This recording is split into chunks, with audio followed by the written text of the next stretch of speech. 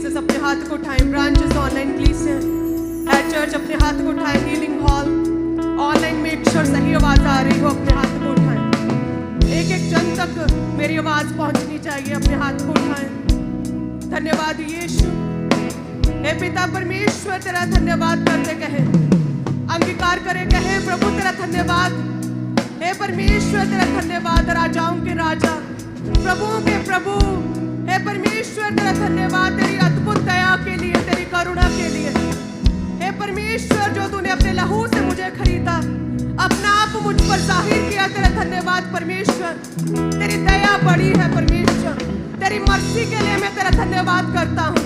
कहे तेरी मर्सी तेरी दया के लिए मैं तेरा धन्यवाद करती हूँ परमेश्वर। हे प्रभु जी मेरे परिवार पर दया करें, आज मेरे घराने पर दया करें कहे, मेरे बच्चों पर दया करें कहे, मेरे पूरे परिवार पर दया करें परमेश्वर। कहे प्रभु मेरे बिजनेस पर दया करें, मेरी आत्मिक लाइफ पर दया करें, मानसिक रीति से मुझे चंगा करें, आत्मिक रीति से मुझे बढ़ाए, कहे शारीरिक रीति से मुझे चंगा करे परमेश्वर, मुझ पर दया करे।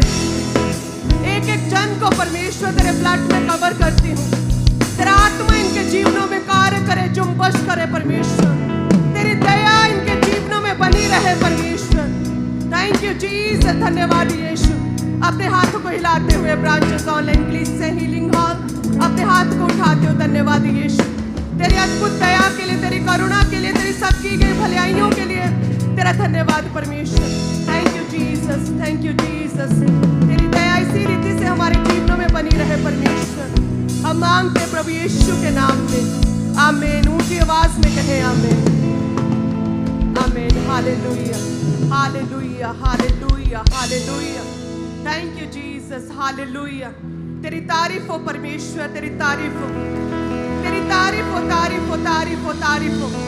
Thank you Jesus, hallelujah, hallelujah, hallelujah, hallelujah. Thank you Jesus, धन्यवाद यीशु। मैं आप सब कलीसियाओं का स्वागत करती हूँ प्रभु की प्रेजेंस में। तारीफ करें परमेश्वर के लिए, हालेलुया। मैं इस क्रूसेड के लिए, इस बड़ी बेदारी के लिए मैं प्रभु का धन्यवाद करती हूँ। सब अपने स्थानों को ग्रहण करें।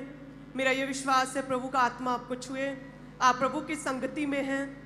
और परमेश्वर ने कहा कि जो परमेश्वर की संगति में रहते हैं ना, जो प्रभु की उपस्थिति में रहते हैं, जो परमेश्वर के करीब रहते हैं, परमेश्वर कहते हैं उन्होंने अपना उत्तम भाग चुन लिया है, उन्होंने सुपीरियर सेवा चुन ली है। परमेश्वर कहते हैं उत्तम भाग, और उनका ये उत्तम भाग उनसे कभी भी छीना ना जाएगा।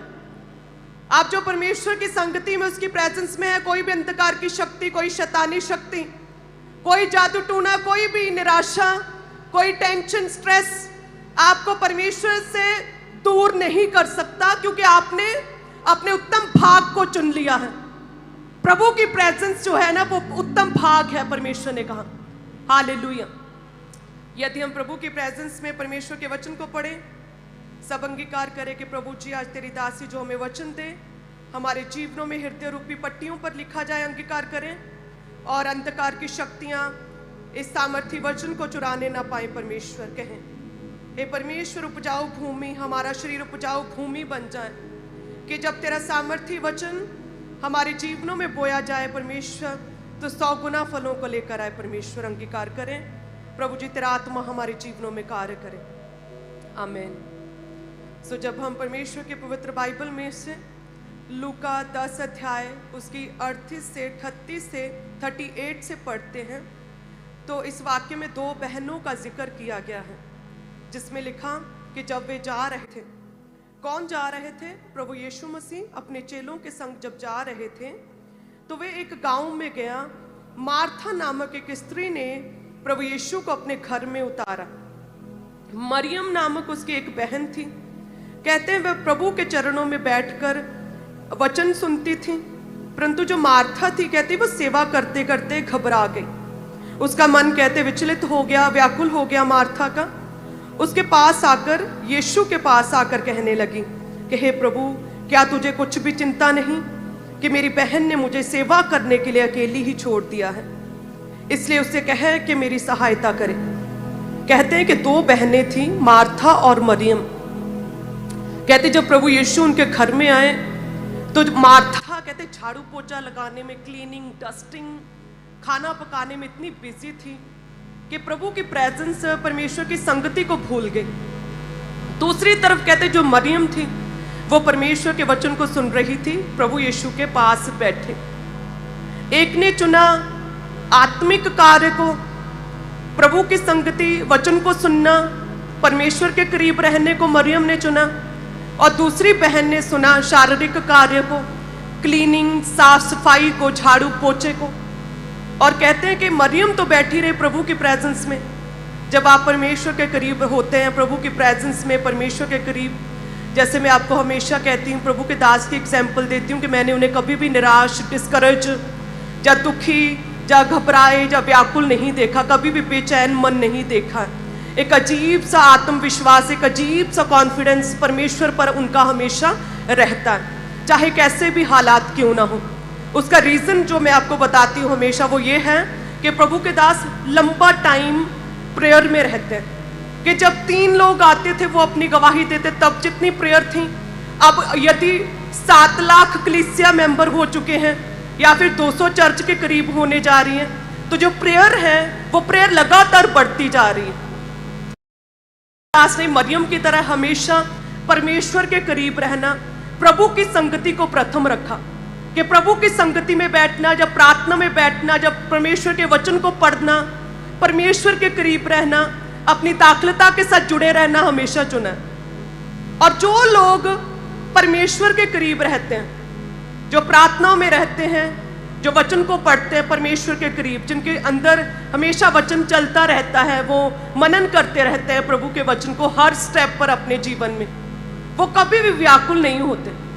उनके जीवन का एक साइन आपको दिखेगा कि वो व्याकुल नहीं होते, वो परेशान नहीं होते, वो स्ट्रेस नहीं लेते किसी चीज का, वो डिस्करेज नहीं होते, वो अपने जीवन में नेगेटिविटी को देखकर निराश नहीं होते, वो कुड़कुड़ाते नहीं हैं, वो कंप्लेन नहीं करते।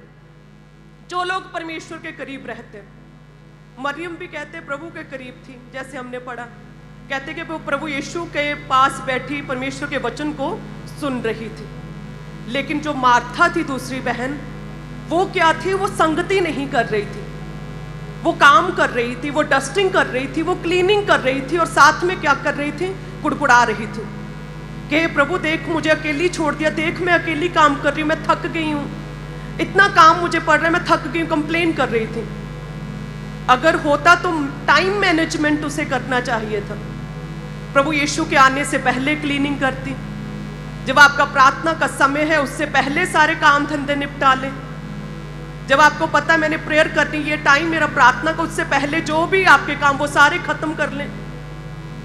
चाहे कितना भी इंपॉर्टेंट काम आपके जीवन में, आपकी पर्सनल लाइफ में क्यों ना हो, वो प्रार्थना, वो परमेश्वर के संग रहना, प्रभु के करीब रहना, संगति करना, प्रभु की प्रेजेंस में बैठना, इन उत्तम कार्यों से कोई भी काम बढ़कर नहीं है।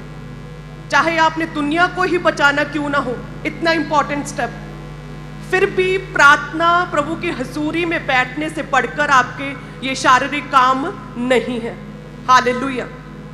आज लोग गलती करते हैं यही कि जो समय प्रार्थना का है, प्रभु के संग रहने का है, आत्मा में बढ़ने का समय है, वो हम क्या करते हैं, फैमिली टाइम में वेस्ट कर देते हैं। हमें लगता है कि हमारी फैमिली में यूनिटी होगी, हम एक साथ ज़्यादा बैठेंगे तो हम एक दूसरे को ज़्यादा समझ पाएंगे। प्रेयर के टाइम हम फैमिली टाइम बिता रहे हैं, प्रार्थना के समय हम फोन पर सर्च कर रहे हैं, फोन पर स्क्रॉल कर रहे हैं, फोन पर इंटरनेट पर टाइम वेस्ट कर रहे हैं।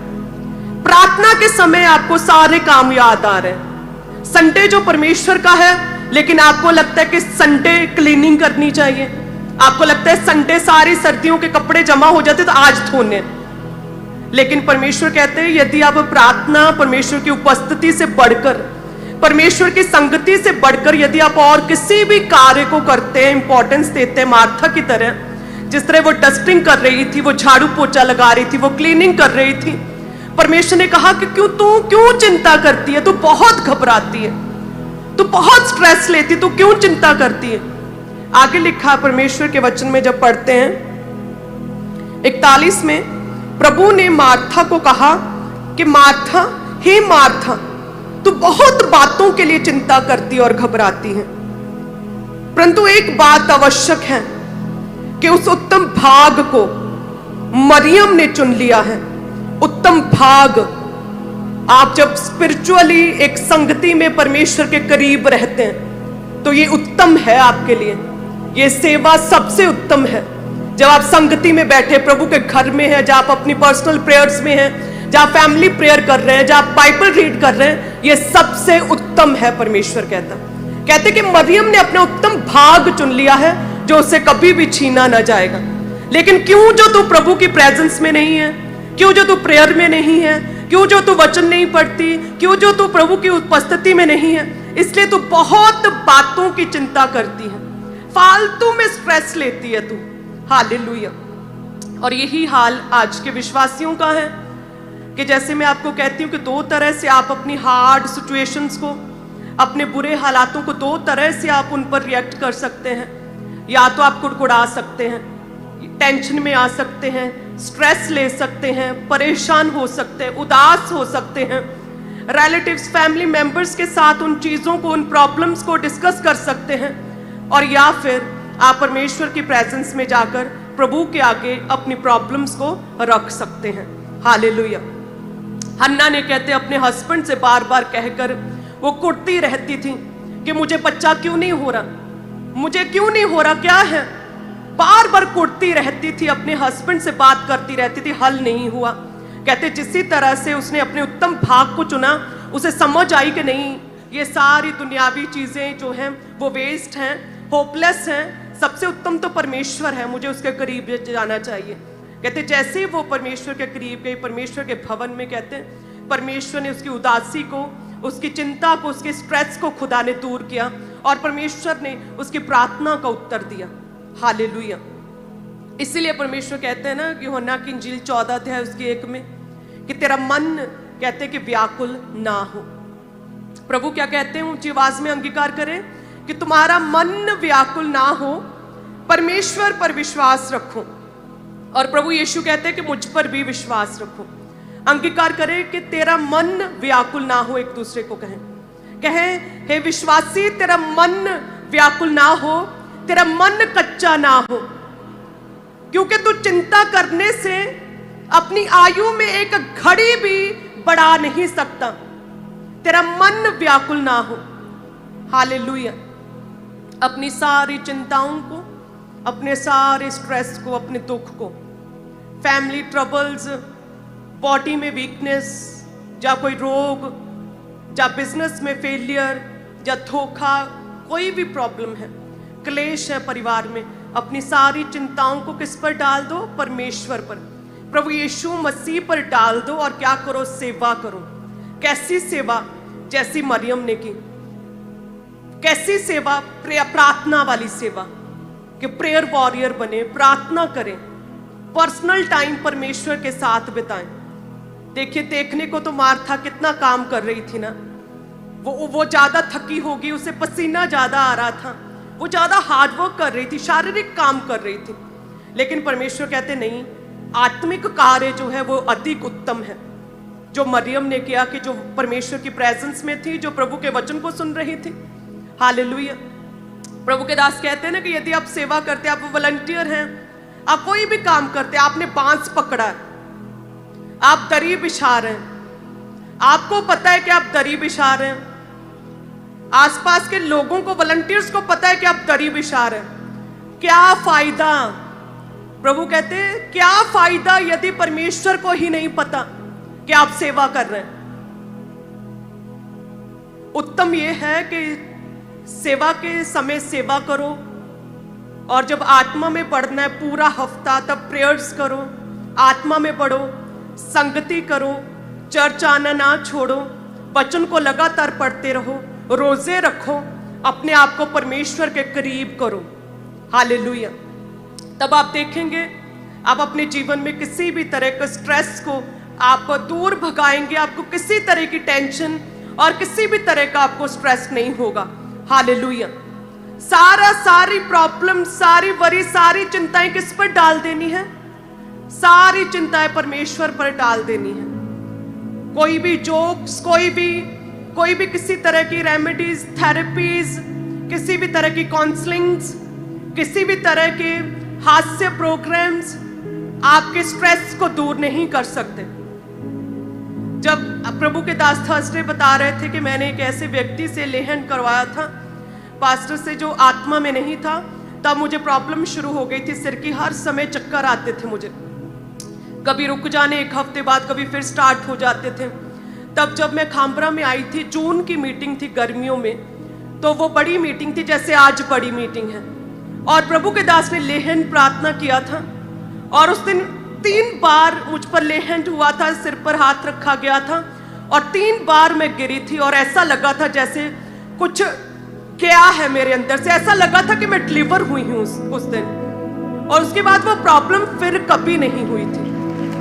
हालेलुया। परमेश्वर की संगति करना आपको डिलीवर करता है, आपको छुटकारा देता है। मिरेकल्स पावर आपके अंदर एंटर होती है। प्रभु दर्शनों के बीच से आपके बात करना शुरू करता है, प्रभु आपको बढ़ाना शुरू करता है। हालेलुया। आज भी सेम इसी रीति से आज भी लेहन प्रार्थनाएं होंगी, प्रभु के दास के द्वारा प्रार्थनाएं की जाएंगी, मेरे द्वारा प्रार्थनाएं की जाएंगी, लेहन प्रार्थनाएं। अपने आप को तैयार करें। ये बड़ा ही धन्य बात है, ये बड़ी ही अद्भुत है, मुबारक बात है कि प्रभु के दास के द्वारा हम पर हाथ रखे गए हैं। आज भी लोगों पर लेहन प्रार्थनाएं होंगी। जो मैंने छुटकारे को ग्रहण किया था, वो सेम छुटकारे को आप भी ग्रहण करेंगे प्रभु यीशु के नाम में। हालेलुया।